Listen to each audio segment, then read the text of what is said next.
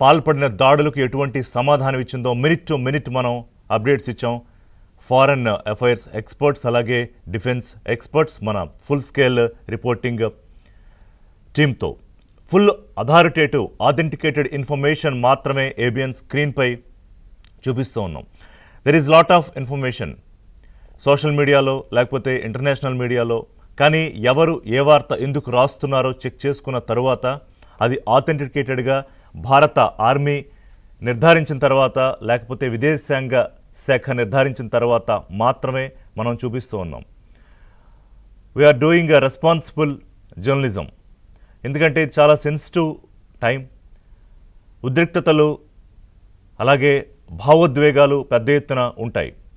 ఎప్పుడైతే ఏప్రిల్ 22న పహల్గాం దాడి ఘటన జరిగిందో అప్పటి నుంచి కూడా భారత్లో ఉన్న 140 కోట్ల మంది భారతీయులు రగిలిపోతూ ఉన్నారు. పాకిస్తాన్ ఎన్నాళ్ళు దాడులు చేస్తుంది, ఎన్నాళ్ళు మన సోదరుల్ని అక్కడ బోర్డర్ దాటొచ్చి ఇక్కడ మన భారత పౌరుల్ని చంపేస్తుంది. దీనికి బీఫిటింగ్ ఆన్సర్ చెప్పలేమా అని చెప్పి సరిగ్గా 15 రోజుల తర్వాత మే 7వ తేదీ ఉగ్రదాడికి ప్రతిస్పందనగా రిటాలియేషన్ చేశాం. దాదాపు 21 మిసైల్స్ తోటి 9 ఉగ్ర స్థావరాలపై 25 నిమిషాల్లో 900 కిలోమీటర్ల రేడియస్లో ఉన్న అత్యంత ముఖ్యమైన ఉగ్రవాద శిబిరాలను, అక్కడ పాకిస్తాన్ పెంచి పోషిస్తోన్న ఉగ్రవాదులు వాళ్ళు ఎప్పుడు 100 మంది ఉంటారు. అయితే భారత్ ఖచ్చితంగా దాడి చేసి తీరుతుందని పాకిస్తాన్కి తెలుసు. వాళ్ళని తరలించాల్సిన కొంతమందిని బంకర్లోకి తరలించేశారు. కానీ వాళ్ళు తెలివిగా దాచామనుకున్నారు, పాకిస్తాన్ మదర్సాలలో పెట్టారు. చాలా ప్రిసైజ్డ్గా భారత్ ఆపరేషన్ చేసింది. ఎక్కడ పాకిస్తాన్ పౌరులకు కానీ పాకిస్తాన్ ఆర్మీపై దాడికి కానీ మనం దిగలేదు. కేవలం పాకిస్తాన్ ఉగ్ర స్థావరాల మీద దాడులు చేస్తాం. దాదాపు 130 కిలోమీటర్ల లోపల చొచ్చుకు వెళ్ళి 25 నిమిషాల్లో 900కు పైగా కిలోమీటర్ల రేడియస్ ఉన్న ఉగ్ర స్థావరాలపై దాడంటే ఈజీ కాదు. అంటే వెరీ మెజరేటివ్ అటాక్ చేశాం. దాని తరువాత పాకిస్తాన్ కామ్గా లేదు. పాకిస్తాన్ విచక్షణరహితంగా కాల్పులు జరిపింది. ఆర్టిలరీస్తో జరిపిన కాల్పుల్లో ఒక భారత జవాన్తో సహా 13 నుంచి 15 మంది భారత పౌరులు, అమాయక పౌరులు చనిపోయారు. అందులో 7 ఏళ్ల పసి పాప కూడా ఉంది, మహిళలు కూడా ఉన్నారు. దానికి మళ్ళీ రిటాలియేషన్ ఇస్తామని చెప్పి మరీ కొట్టిందే operation సింధూర్లో phase 2.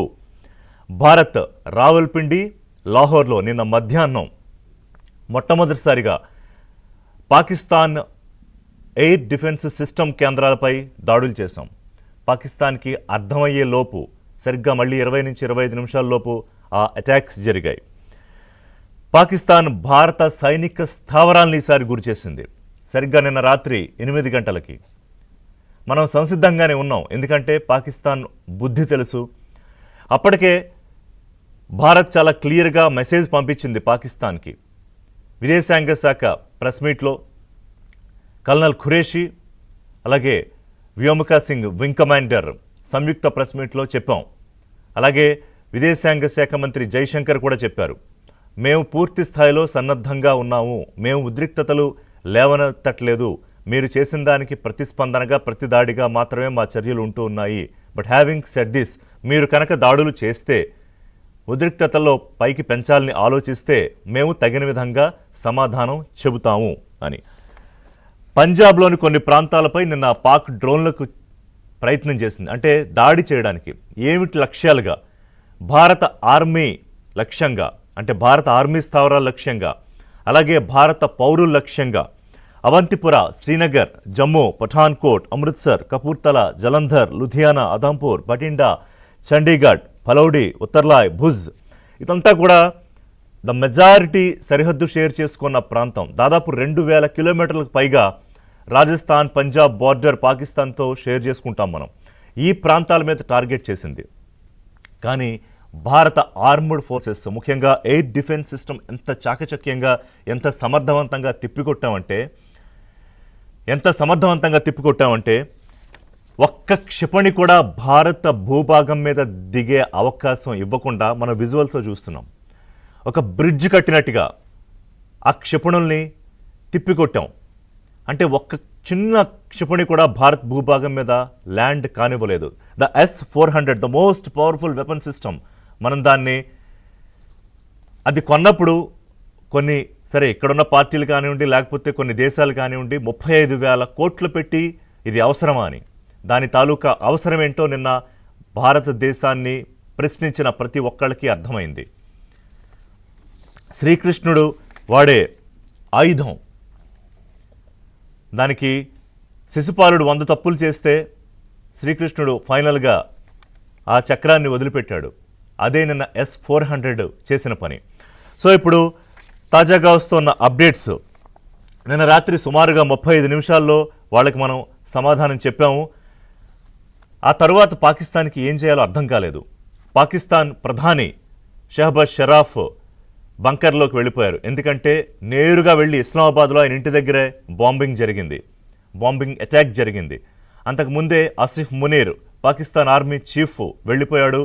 Pakistan army chief నిన్న రాత్రి అరెస్ట్ చేశారు.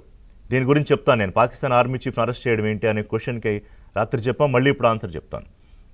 అలాగే అక్కడ భారత దళాలు ఒకవైపు దాడి చేస్తుంటే భారత లిబరేషన్ ఆర్మీ వాళ్ళు కూడా దాడులకు తెగబడ్డారు. నిన్న 14 మంది సైనికులను అక్కడ అటాక్ చేశారు.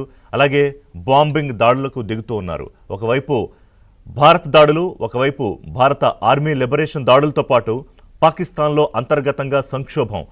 పాకిస్తాన్ మాజీ ప్రధాని ఇమ్రాన్ ఖాన్ను అర్జెంటుగా జైల్లోంచి బయటికి తీసుకొచ్చేయాలి. ఇప్పుడు ఈ పరిస్థితిని ఆయన మాత్రమే ఫేస్ చేస్తాడని చెప్పి ఆయన పార్టీ కార్యకర్తలందరూ నిన్న అర్ధరాత్రి రోడ్ల మీదకి వచ్చారు. వాళ్ళు జైళ్ల మీద తెగబడతారు. ఆయన్ని బయటికి తీసుకొచ్చే ప్రయత్నం చేసినా కూడా ఆశ్చర్యపోక్కర్లేదు. అది వాళ్ళ అంతర్గత వ్యవహారం. కానీ భారత్తో పెట్టుకుంటే ఏ విధమైన సమాధానం చెబుతాము అని operation Sindoor phase 1, operation Sindoor phase 2, operation Sindoor phase 3 నిన్న రాత్రి క్షిపణులను తిప్పికొట్టడంతో పాటు మనం లోపలికి వెళ్ళాం. మొట్టమొదటిసారిగా భారత నేవల్ ఫోర్సెస్ అటాక్ చేశాయి, రియాక్ట్ అయ్యాయి.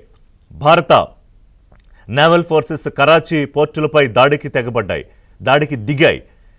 అంటే ఇటు అలాగే పాకిస్తాన్లోంచి భారత్లోకి చొచ్చుకు రావడానికి ప్రయత్నం చేసిన ఆర్ముడ్ ఫోర్సెస్ను కూడా భారత భూతలం మీద ఉన్న భద్రతా బలగాలు తిప్పికొట్టాయి. అంటే త్రివిధ దళాలు కూడా పూర్తి స్థాయిలో వార్ జోన్లో ఉన్నాయి. భారత ఆర్మీ ఒక పోస్టింగ్ చేసింది. దానికి సంబంధించిన అప్డేట్, దానికి సంబంధించిన బ్రేకింగ్ చూస్తూ ఉన్నాం. భారత ఆర్మీ చేసిన పోస్టింగ్, పాకిస్తాన్ దాడులపై రక్షణ శాఖ ఎక్స్లో పోస్ట్ చేసింది. భారత సైనిక స్థావరాలే లక్ష్యంగా పాక్ దాడులకు దిగింది. ఆ దాడులకి బీఫిటింగ్ ఆన్సర్గా తిరిగి భారత భద్రతా బలగాలు కూడా వాటిని తిప్పికొట్టాయి. ఇందాక నేను చెప్పినట్టుగా పాక్ మిసైల్స్, డ్రోన్స్తో దాడికి తెగబడితే భారత సైన్యం వాటిని తిప్పికొట్టింది. భారత్ వైపు ఎలాంటి ప్రాణ నష్టం కానీ ఆస్తి నష్టం కానీ జరగలేదు. ఇక కాసేపట్లో త్రివిధ దళాల అధిపతులతో రాజ్నాథ్ సింగ్ భేటీ కానున్నారు. అలాగే సిఎడ్ఎస్ అధినేత కూడా భేటీ కానున్నారు. అలాగే 9 గంటలకు కూడా నిన్న జరిగిన దాడులపై బ్రీఫింగ్ ఉండే అవకాశం కనిపిస్తోంది. దీనికి సంబంధించిన పూర్తి డీటెయిల్స్ మా Delhi bureau chief Krishna update చేస్తారు. Krishna, over to you. Sorry, Satish ఉన్నారు, ఢిల్లీ కరెస్పాండెంట్.